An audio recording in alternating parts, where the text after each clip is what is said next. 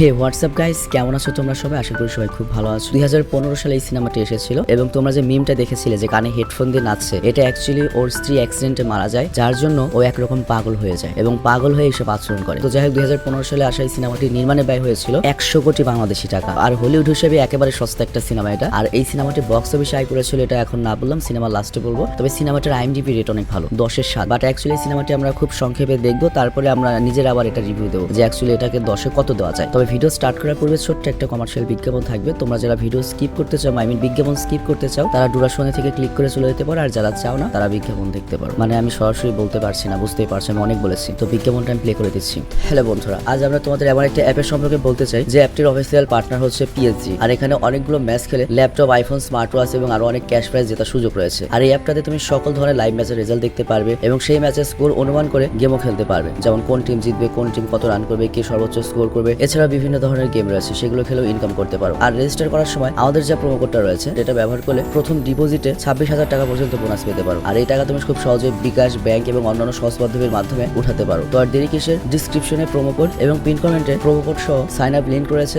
সেটা ব্যবহার করে অ্যাকাউন্ট খুলে এবং ক্যাশ প্রাইজ যেটো। আর এখানে একটা কথা মনে রাখো, আমরা যে বিজ্ঞাপনে দিই না কেন, অনলাইন থেকে টাকা আয় করা তো সহজের একটা ব্যাপার নয়। তোমরা কোনোভাবে আর্থিক ক্ষতির সম্ভাবনা রয়েছে এমন কোনো ওয়েবসাইটে যাবে না। তো যাই হোক, এই সিনেমার কাহিনী যখন শুরু হয় তখন আমরা ডেভিসকে দেখি। তো ডেভিস তার স্ত্রী জুলিয়ার সাথে কোথাও যাচ্ছিল। তো গাড়ি এখানে জুলিয়া চালাচ্ছিল। তো গাড়ি চালানোর সময় দুজন আর কি কথা বলছিল নিজেদের মধ্যে। আর তখনই জুলিয়ার বাবার কল আসে। তো ফোনে যখন জুলিয়া তার বাবার সাথে কথা বলছিল, ওই সময় হঠাৎ করে ওদের গাড়িটার অ্যাক্সিডেন্ট হয়ে যায়। আর এরপরে ওরা দুজনে হসপিটালে অ্যাডমিট হয়। তো এখানে আমরা জানতে পারি যে জুলিয়া এই অ্যাক্সিডেন্টে সার্ভাইভ করতে পারেনি, সে মারা গিয়েছে। আর অন্যদিকে ডেভিসের খুব একটা চোট লাগেনি। তো এই জন্য ডেভিসকে 2 দিনের মাথায় হসপিটাল থেকে ডিসচার্জ করে দেওয়া হয়। তবে ডেভিস যখন হসপিটাল থেকে আসে, ওকে দেখে একদম নর্মাল মনে হচ্ছিল। তবে যেই ডেভিসকে দেখতো, সে ওকে সিম্প্যাথি দেওয়ার চেষ্টা করতো। বাট ডেভিসকে দেখে আমাদের মনে হচ্ছে না যে ওর ভেতরে কোনো কষ্ট হচ্ছে, যে ওর স্ত্রীকে হারিয়ে ফেলেছে। কিন্তু যখন ডেভিস দেখে যে ওর জন্য মানুষ কষ্ট পাচ্ছে, মানে ওর স্ত্রী হারিয়েছে, মানুষের এই বিষয়টা নিয়ে কষ্ট লাগছে, এটা দেখে ডেভিসের একটু খারাপ লাগা শুরু করে। তবে তারপর ডেভিস আবার ঠিক হয়ে যায়। তো যাই হোক, এরপর ডেভিস যখন হসপিটালে আবার আসে রেগুলার চেকআপের জন্য, তখন ওর হঠাৎ করে ক্যান্ডি খেতে মন চায়। তো এখানে একটা ভেন্ডিং মেশিন ছিল। তো ওপারে কি সেটার মধ্যে টাকা ঢুকিয়ে দেয়, কিন্তু সেটার ভেতর থেকে ক্যান্ডি আসে না। এটা দেখার পরে ডেভিস খুব রেগে যায় এবং হসপিটালে যে স্টাফ রয়েছে তাদের সাথে কথা বলতে থাকে। কিন্তু হসপিটালের স্টাফরা কেউ ব্যাপারে সহযোগিতা করতে পারে না। তো এই জন্য ডেভিস আরো যখন রাগান্বিত হয়ে যায়, তখন ও করে কি এই ভেন্ডিং মেশিনের বিরুদ্ধে একটা অভিযোগপত্র দাখিল করে। সাথে সাথে এটাও মেনশন করে যে এটা কত ডিসঅ্যাপয়েন্টেড একটা ব্যাপার, কত বিরক্তিকর একটা ব্যাপার যে মেশিনটা সার্ভিস দিচ্ছে না ভালো মতো। তো খুব তাড়াতাড়ি ডেভিসের এই কমপ্লেনটা ওই ভেন্ডিং মেশিনের যে কোম্পানি তাদের কাছে পৌঁছে যায় এবং তারা ডেভিসের এই সমস্যাটা নিয়ে কথা বলতে চায়। তো এই জন্য ওই ভেন্ডিং মেশিনের কোম্পানির যে সার্ভিস সেন্টার রয়েছে, সেখান থেকে ওকে একজন কল করে। আর কল করে হচ্ছে ক্যারেন নামের একটা মেয়ে। তো ক্যারেন ডেভিসকে জিজ্ঞাসা করে যে আমাদের কোম্পানির মেশিন আপনাকে কি ধরনের প্যারা দিয়েছে বা কি সমস্যা হয়েছিল। তো ডেভিস এখানে সবকিছু বলতে থাকে যে আমি $5 ঢুকিয়েছিলাম ক্যান্ডির জন্য, বাট ক্যান্ডি আসেনি। তো ওখানে ক্যারেন লাগাতার ওকে বোঝানোর চেষ্টা করে যে আমরা ব্যাপারটার জন্য দুঃখিত, আমরা শীঘ্রই এটা ঠিক করবো। বাট ডেভিস কথা থামাই না, ওর কথা শেষই হয় না। আবার ওদিকে যারা কাস্টমার কেয়ার রয়েছে, তারা তো লাগাতার ওর সাথে কথা বলতে পারবে না। তো এই জন্য কাস্টমার কেয়ার বলে যে আপনি আবার একটা কমপ্লেন রেখে দেন, আপনাকে কালকে আবার কল করা হবে। তো এই জন্য দেখা যায় ডেভিস প্রতিদিন ওই সেম ক্যারেনের সাথে,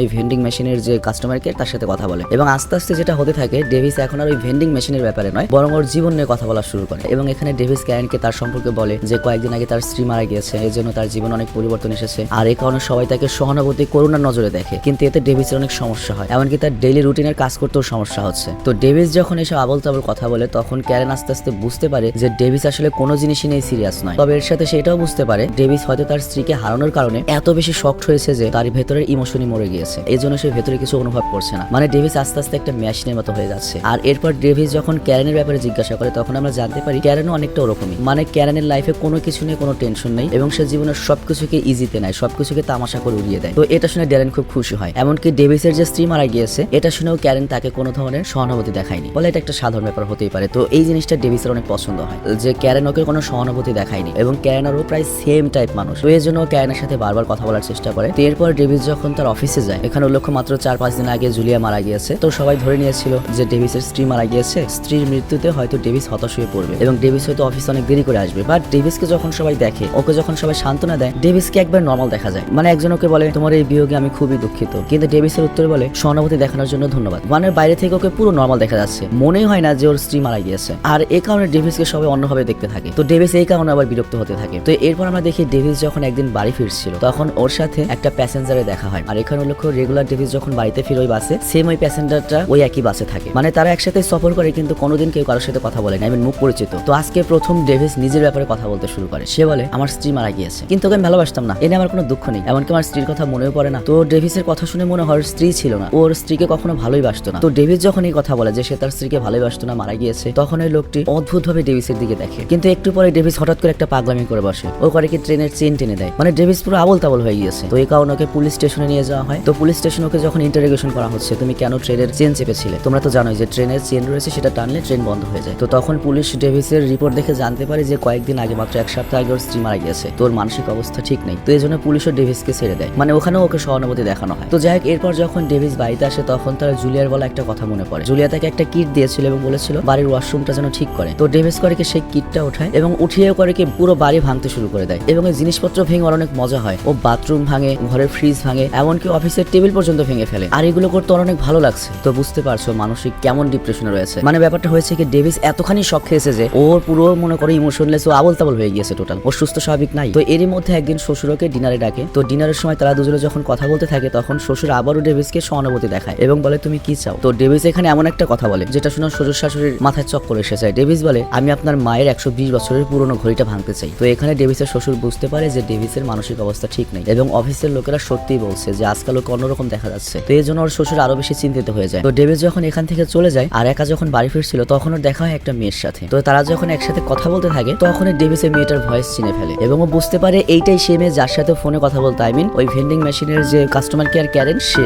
যদিও ক্যারেন এটা প্রথমে স্বীকার করে না, তবে তারপরও ডেভিস এটা বুঝতে পারে এবং শির হয়ে যায় যে এই মেয়েটার সাথে সে এতদিন কথা বলেছে। আর তারপর ডেভিস করে ওই মেয়েটাকে ফলো করে এবং এটাও জানতে পেরে যে ওই মেয়েটি কোন বাড়িতে থাকে। তো ডেভিস এখানে আরেকটা পাগলামি করে বসে, ও করে সরাসরি ওই ক্যারেনের বাড়িতে গিয়ে প্রথমে জানলায় ঝুঁকে তারপর ডোরবেল বাজায় এবং ভেতরে চলে যায়। আর তখনও জানতে পারে যে ক্যারেন অ্যাকচুয়ালি এখানে একা থাকে না, ক্যারেনের যে বস তার সাথে ক্যারেন এখানে থাকে। আর এখানে উল্লেখ্য ক্যারেনের বস তার বয়ফ্রেন্ডও, বিয়ে যদিও এখনো হয়নি বাট বিয়ে করবে আর কি। আর আমেরিকানরা তো জানো এমনিতেই বিয়ে করে না, কারণ বিয়ে করলে ডিভোর্স দেওয়ার পরে সম্পত্তির অর্ধেক দিয়ে দিতে হয়, খুব ঝামেলা আর কি। এই জন্য আমেরিকানরা মরার আগ পর্যন্ত দেখা যায় অনেকে বিয়ে করে না। আর তাছাড়া ওদের ডিভোর্স রেট কিন্তু খুবই বেশি। তো যাই হোক, এখানে আমরা আরেকটা জিনিস জানতে পারি যে ক্যারেনের একটা ছেলে রয়েছে যার বয়স প্রায় 15 বছর, কিন্তু তার ছেলের কোনো একটা কিছু সমস্যা রয়েছে যে জন্য ওর ছেলেকে কার্ল, আই মিন ক্যারেন যার সাথে থাকে, ক্যারেনের বয়ফ্রেন্ড, তার ছেলেকে পছন্দ করে না এবং তার ছেলেকে নিয়ে প্রতিদিনই তাদের ঝগড়া হতো। তো যাই হোক, ক্যারেনের ছেলের নাম হচ্ছে ক্রিস এবং ক্রিস যদি পৃথিবীর কাউকে সবচেয়ে বেশি ঘৃণা করে থাকে সেটা হচ্ছে ওর মায়ের বয়ফ্রেন্ডকে। তো ডেভিস যখন ক্রিসের সাথে কথা বলে ক্রিস এই কথাটাই বলে। তো এরপর ডেভিস যখন চলে আসে ও বেশিক্ষণ থাকতে পারে না বাইরে, আর তারপরের দিন আবার ওদের বাড়িতে যায় কিংবা বাড়িতে না ঢুকে বাড়ির আশেপাশে ঘুরঘুর করে। অ্যাকচুয়ালি ডেভিসের কাছে এখন তার কোনো কাজ নেই, দিনরাত বেকারই থাকে। তো ওর এখন কাজ হয়ে গিয়েছে যে কিছু পোলাপান আছে না মেয়েদের স্কুলের সামনে থাকে, তো ওইরকম ওর কাজ হয়েছে ক্যারেনের বাড়ির আশেপাশে থাকবে। তো এরপর ডেভিস একদিন করে বাড়ির ভেতরে ঢুকে আর ও জানতে পারে যে কার্ল মানে ক্যারেনের বয়ফ্রেন্ড একটা লম্বা ট্যুরে গিয়েছে, তার আসতে কিছুদিন সময় লাগবে। তো ডেভিস এটা শুনে খুব খুশি হয়ে যায় কারণ সে এখন এই ঘরে থাকতে পারবে, কেউ কিছু বলতে পারবে না। তো এরই মধ্যে ক্রিসের সাথে ডেভিসের অনেক ভালো সম্পর্ক হয়ে যায়। তো ক্রিস এখানে তার নিজের সম্পর্কে বলে যে সে নিজেকে দুনিয়ার সবার চেয়ে আলাদা মনে করে, এজন্য কারোর সাথে তার বোনাবনি হয় না এবং ক্রিসকে নাকি কেউ বুঝতে পারে না। তবে ডেভিসের ক্রিসকে অনেক ভালো লাগে, বাট ক্রিসকে দেখে আমার কাছে মেলি মেলি মনে হচ্ছে আর কি। তো যাই হোক, এখানে আমরা দেখতে পাই ডেভিস যেহেতু একটা শখে বাচ্চা পোলাবানের মতো হয়ে গিয়েছে আর ক্রিস তো বাচ্চা পোলাবানি, তো ওদের মধ্যে অনেক ভালো বন্ধুত্ব হয়ে যায়, মানে একবারে বেস্ট ফ্রেন্ড। তো এরপর থেকে যেটা হয়, ডেভিস, ক্যারেন, ক্রিস একসাথে বেশি সময় কাটাতে থাকে। তো ইতিমধ্যে ডেভিসের শ্বশুর আবার ডেভিসকে অফিসে ডাকে কারণ জুলিয়ান নামে একটা ইন্স্যুরেন্স করা ছিল আর সেই ইন্স্যুরেন্সের টাকা দিয়ে সে একটা স্কলারশিপ স্টার্ট করতে চায়। আর ওই স্কলারশিপে যারা গরিব ছাত্রছাত্রী থাকবে তাদেরকে পড়ালেখাতে সহায়তা করা হবে। তো ডেভিস বলে আচ্ছা ঠিক আছে, কিন্তু ওর শ্বশুর তখন বলে আচ্ছা জুলিয়া যে ইন্স্যুরেন্সটা করেছিল সেখানে $26 লাখ মানে 26 কোটি টাকা পাওয়া যাবে, কিন্তু ওখানে নমিনি তোমার নামে দেওয়া হয়েছে, এই জন্য তোমাকে একটা সাইন করতে হবে। আর সেই টাকা আমরা স্কলারশিপে লাগাতে চাই যাতে আজীবন আমার মেয়ের নাম সবাই মনে রাখে। তো ডেভিস আবার বলে আচ্ছা ঠিক আছে। আর তারপর ওখান থেকে বেরিয়ে যাওয়ার পরে ডেভিস পৌঁছায় হচ্ছে হার্ডওয়্যারের দোকানে, যেখানে ভাঙাচুরি করার জন্য সে অনেকগুলো জিনিস কিনে নেয় আর সাথে একটা হাতুড়িও কিনে। আর সে তার ছোট্ট বন্ধু ক্রিসকে নিজের বাড়িতে নিয়ে আসে এবং বলে ক্রিস তুমি কি জানো আমরা কি করতে চলেছি? আমরা এই পুরো বাড়ি ভেঙে ফেলতে চলেছি, চলো। এটা করে ওরা করে কি পুরো বাড়ি ভাঙতে থাকে, পুরো বাড়ি তছনছ করতে থাকে। কিন্তু ডেভিস যখন বাড়ি ভাঙছিল হঠাৎ করে ভাঙতে ভাঙতে ও একটা আল্ট্রাসোনোগ্রামের রিপোর্ট পায়, মানে প্রেগন্যান্সি রিপোর্ট, এবং এখানেও জানতে পারে জুলিয়া প্রেগনেন্ট ছিল এবং এটা গত বছরের কথা, মানে 1 বছর আগের রিপোর্ট। তার মানে জুলিয়া ওর কাছে এই প্রেগন্যান্সির কথা লুকিয়েছে এবং বাচ্চাকে মেরে ফেলেছে বা অ্যাবর্শন করিয়েছিল। তো এইটা দেখে ডেভিস আরো পাগল হয়ে যায় যে জুলিয়া আমার কাছে এত বড় একটা কথা গোপন করেছিল, কিন্তু জুলিয়ার সাথে আমার সম্পর্ক তো অনেক ভালো ছিল, ও আমার কাছে এই কথা কেন লুকালো? আর তখনই ডেভিস জানতে পারে যে আজকে রাতে একটা পার্টি হবে আর কি, ওই স্কলারশিপ নিয়ে, এবং ওই পার্টিতেই কাকে কাকে স্কলারশিপ দেওয়া হবে তাদের নাম ঘোষণা করা হবে। জুলিয়ার নামে স্কলারশিপটা দেওয়া হয়েছে। তো এর জন্য ডেভিসের শ্বশুর ডেভিসকে বলে তোমার এই পার্টিতে আসা জরুরি, কারণ বুঝতেই পারছো এটা জুলিয়ার জন্য একটা বিশেষ দিন, কারণ জুলিয়ার নাম আজীবনের জন্য অমর হতে চলেছে। তো এর জন্য রাতে ডেভিস করে কি সেই পার্টিতে পৌঁছায়, কিন্তু সবাইকে অবাক করে দিয়ে ডেভিস করে কি ক্যারেনকে সাথে নিয়ে পার্টিতে যায়। চিন্তা করো, তো এটা দেখে সবাই অনেক অবাক হয়ে যায়, চমকেও যায় যে ওর স্ত্রী মারা গিয়েছে 20 দিন হয়নি, ও ইতিমধ্যে আরেকটা মেয়েকে নিয়ে এখানে এসেছে, তা আবার ওর স্ত্রীর পার্টিতেই, যেখানে ওর স্ত্রীর নামে স্কলারশিপ লঞ্চ করা হচ্ছে। তো ডেভিসের সাথে ক্যারেনকে দেখে ডেভিসের শ্বশুর শাশুড়ি অনেক হতাশ এবং নিরাশ হয়ে যায় এবং পার্টির লোকেরাও ডেভিসকে অনেক অদ্ভুত অদ্ভুত প্রশ্ন করতে থাকে। এই পরিস্থিতির মধ্যে একটা ছেলে আসে এবং সে ক্যারেনের সাথে অনেক অদ্ভুত ভাবে কথা বলে। ডাইরেক্ট সে ক্যারেনকে প্রপোজ করে বসে যে তোমার সাথে আমি এক রাত থাকতে চাই, শুতে চাই। তো এটা নিয়ে তো মনে করো ডেভিস পুরো রেগে যায় ছেলেটার উপর, কিন্তু একটু পরে ঘোষণা করা হয় সেই ছেলেটাই নাকি স্কলারশিপ পেতে চলেছে। তো এবার ডেভিসের রাগ আকাশ ছুঁয়ে যায় যে এরকম একটা বেদব ছেলেকে স্কলারশিপ দেওয়া হচ্ছে, আর এটা মূলত শ্বশুর শাশুড়ির উপর রেগে হয়তো করেছে। তো ডেভিসও তখন রেগে এখানে একটা সবার সামনে ঘোষণা দেয় যে আমার স্ত্রী জুলিয়া 1 বছর আগে প্রেগনেন্ট ছিল, আমাকে এই কথা সে বলেনি, সে উল্টো আমার বাচ্চাকে ফেলে দিয়েছে। তো এই কথা শুনে পার্টির সব লোক চমকে যায়, আর জুলিয়ার মাও তখন প্রচন্ড রাগ হয় এবং তারপর সে ডেভিসকে এমন একটা কথা বলে যেটা শুনে ডেভিস আকাশ থেকে পড়ে যায়। ডেভিসকে বলে আমার মেয়ে ওই বাচ্চাটা এজন্যই ফেলে দিয়েছিল কারণ ওই বাচ্চাটা তোমার ছিলই না, আর আমার মেয়ে তোমার সাথে সুখী ছিল না, তোমার সাথে থাকা অবস্থায় আরেকজনের সাথে ডেট করছিল এবং ওখান থেকে আমার মেয়ে প্রেগনেন্ট হয়ে গিয়েছিল। আর আমি যখন এই কথা জানতে পারি আমি ওকে বলে দিয়েছিলাম যে সংসারটা ভাঙিস না, বাচ্চাটাকে ফেলে দিস। এর জন্য জুলিয়া বাচ্চাটা ফেলে দিয়েছিল। তো এটা শুনে ডেভিসের মাথায় আরো বড় ধরনের ঝাটকা লাগে এবং ডেভিস আরো পেরেশান হয়ে যায় যে আমি কার সাথে সংসার করেছিলাম। তো এরপর ডেভিস সেখান থেকে চলে যায় এবং পরের দিন পৌঁছায় ক্যারেনের বাড়িতে। আর ততক্ষণে কার্ল কিন্তু ওই লম্বা সফর থেকে ফিরে এসেছে। আর কার্ল এখানে এসে জানতে পেরেছে ও যখন এখানে ছিল না ডেভিস রেগুলার এখানে যাতায়াত করতো এবং ডেভিস যে চিঠিগুলো ক্যারেনকে দিয়েছে সবগুলো চিঠি কার্লের হাতে রয়েছে। এবং কার্ল পুরোপুরি এটাও বুঝতে পারে ওই চিঠি দেখে যে ডেভিস আর ক্যারেন অলরেডি রাতও কাটিয়েছে। তো এই জন্য কার্ল তো রাগে লাল হয়ে যেতে থাকে যে ক্যারেন তাকে ধোকা দিয়েছে। তো এই জন্য সে ডেভিসকে অনেক পেটায়, তবে তারপরেও কার্লের রাগ কমে না, সে ক্রিসকেও পেটাতে থাকে, মানে ছেলেটাকে। তো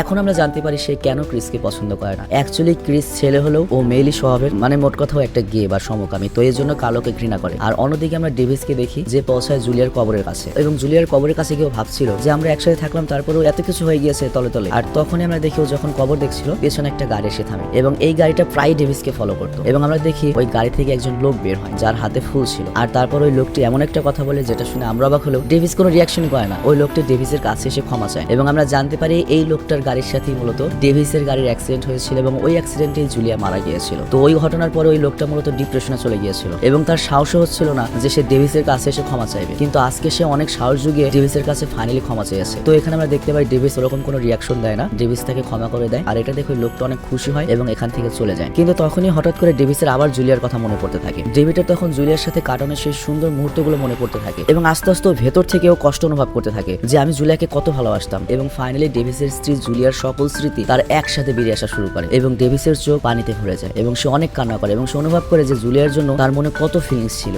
এবং সে কত কষ্ট রয়েছে এটা নিয়ে। তো এখানে আমরা বুঝতে পারি যে ডেভিস প্রথমে এত বেশি শোক পেয়েছিল যে জুলিয়াকে হারানোর পরে ও পুরো ইমোশনলেস হয়ে গিয়েছিল, কিন্তু আস্তে আস্তে যখন জুলিয়ার এই ডার্ক সাইড গুলো সামনে এসেছে তখন তোর শোকটা অন্যদিকে রূপান্তর হয়েছে। তো যাই হোক তোমরা কি বুঝতে পারছো এখানে কি হয়েছে। জুলিয়া যখন ফার্স্ট অ্যাক্সিডেন্ট হয় এবং মারা যায় তখন ইনস্ট্যান্টলি এত বেশি শকড হয়ে গিয়েছিল যে ওর ভেতর ইমোশন পুরো মরে গিয়েছিল, কিন্তু এখনো আস্তে আস্তে নর্মাল হচ্ছে বা নর্মাল হয়েছে। তো এরপর ডেভিস চলে যায় তার শ্বশুরের কাছে এবং ক্ষমা চায় এবং বলে আজকে প্রথমবারের মতো সে জুলিয়াকে মিস করছে এবং ওর মনে হচ্ছে যে জুলিয়া ওর সাথে এখনো রয়েছে এবং ও চায় সবসময় জুলিয়া ওর সাথে এইভাবেই থাক, সারা জীবন ওকে মনে রাখো। তো এই জন্য সে জুলিয়ার নামের সে স্কলারশিপটা আবারও শুরু করতে চায় এবং শ্বশুরকে বলে সে এই ব্যাপারে পুরো হেল্প করবে। আর এর সাথে শ্বশুরকে আরেকটা রিকোয়েস্ট করে সেই জন্য তাকে আর সহানুভূতি না দেখায়, স্বাভাবিক ব্যবহার করে এবং ডেভিস তার সর্বোচ্চ চেষ্টা করবে জুলিয়ার স্মৃতি আজীবন জীবিত রাখার জন্য। তো এটা শুনে ডেভিসের শ্বশুর অনেক খুশি হয় যে ফাইনালি ডেভিস নর্মাল হচ্ছে, ওর ভেতর ফিলিংস ফিরে আসছে, সে জুলিয়াকে মিস করছে। তো এরপর থেকে আমরা দেখতে পাই ডেভিড পুরোপুরি বদলে যায়, মানে আগে তো মেশিন হয়ে গিয়েছিল, ও মেশিন থেকে আস্তে আস্তে মানুষ হতে থাকে। আর তখনও ক্রিসের চিঠি পায় যেখানে ক্রিস লিখেছে যে ওর মা কালের কাছ থেকে আলাদা হয়ে গিয়েছে আর কালকে সকালে অমুক একটা জায়গায় তুমি এসো এবং সেখানে ক্রিস ডেভিসকে কিছু দেখাবে। তো পরের দিন ডেভিস করে কি সকালে সেই জায়গায় পৌঁছায় এবং গিয়ে দেখতে পায় অনেক বড় একটা বাড়ি ভেঙে ফেলা হচ্ছে। তো অ্যাকচুয়ালি ক্রিস ডেভিসকে এই জন্য এখানে ডেকেছে কারণ একবারও দেখেছে যে ডেভিস আবল তাবল কাজ করে বাড়িঘর ভাঙা পছন্দ করে। তো ওর কাছে মনে হয়েছে ডেভিসের এই ধ্বংস দেখে বাড়ি ধ্বংস দেখে অনেক খুশি হবে বা ডেভিসের এগুলোই শখ, কিন্তু এই ডেভিস তো সেই ডেভিস নেই। তখন তো ডেভিস অন্যরকম হয়ে গিয়েছিল, অ্যাবনর্মাল হয়ে গিয়েছিল। তো ডেভিস তখন ক্রিসকে খুঁজতে থাকে বাট ক্রিসকেও কোথাও দেখতে পায় না, কিন্তু আমরা দেখতে পাই ক্রিস দূরে থেকে ডেভিসকে দেখছে এবং ওর হাতে একটা দূরবীন রয়েছে। কিন্তু এদিকে ডেভিস তো ক্রিসকে সব জায়গায় খুঁজছে, খুঁজে পায় না, কিন্তু তখন সে দেখতে পায় কিছু বাচ্চারা দৌড়াচ্ছে। তো তখন ডেভিস একর করে বাচ্চাদের সাথে দৌড়াতে থাকে এবং ওদের আনন্দটা ফিল করতে থাকে এবং দৌড়িয়ে ওদেরকে পিছনে ফেলে দেয় এবং ডেভিস সবচেয়ে আগে চলে আসে। তো এটা নিয়ে ডেভিস অনেক খুশি কারণ ফাইনালি ডেভিস তার প্রত্যেকটা কষ্ট, প্রত্যেকটা সুখ, প্রত্যেকটা ইমোশনকে ফিল করতে পারছে। আর এখানেই এই ডেমোলিশন সিনেমাটি শেষ হয়ে যায়। তো যাই হোক সিনেমাটার কনসেপ্ট ভালো ছিল বাট অ্যাকচুয়ালি স্টোরি লাইন এর চেয়ে বেটার হতে পারতো। তবে হ্যাঁ, এক্সপ্লেন আর সিনেমা এক জিনিস নয়। অনেক সিনেমা আছে যেটা এক্সপ্লেনে সুন্দর লাগে, অনেক সিনেমা আছে যেটার অ্যাকচুয়াল সিনেমাটা সুন্দর, কিন্তু সেটা যদি এক্সপ্লেন করতে যাও অ্যাকচুয়াল সিনেমাটার মজা নষ্ট হয়ে যায় বা অ্যাকচুয়াল সিনেমার মতো ফিল দেয় না। তো এই জন্য হতে পারে অ্যাকচুয়াল সিনেমাটা অনেক বেটার ছিল, কিংবা আমি নিজে হয়তো সিনেমাটা ভালো মতো এক্সপ্লেন করতে পারিনি। তবে এই জন্য আমি তোমাদের কাছে ক্ষমা প্রার্থনা করছি, কারণ সবগুলো কাজ যে আমি ভালো করতে পারবো এটার কোনো গ্যারান্টি নেই। মাঝে মাঝে ভালো কাজ করবো, মাঝে মাঝে আমার খারাপ কোয়ালিটির কাজ হবে, এটাই খুবই স্বাভাবিক একটা ব্যাপার। তো যেহেতু অনেক ভালো কাজ উপহার দিয়েছি এই জন্য মাঝে মাঝে খারাপ কাজ করলে বা খারাপ পারফরমেন্স করলে আমার দৃষ্টিতে দেখার জন্য অনুরোধ রইল। তো আজকের মতো বিদায় নিচ্ছি, ভালো থেকে সুস্থ থেকো, টেক কেয়ার, বাই বাই।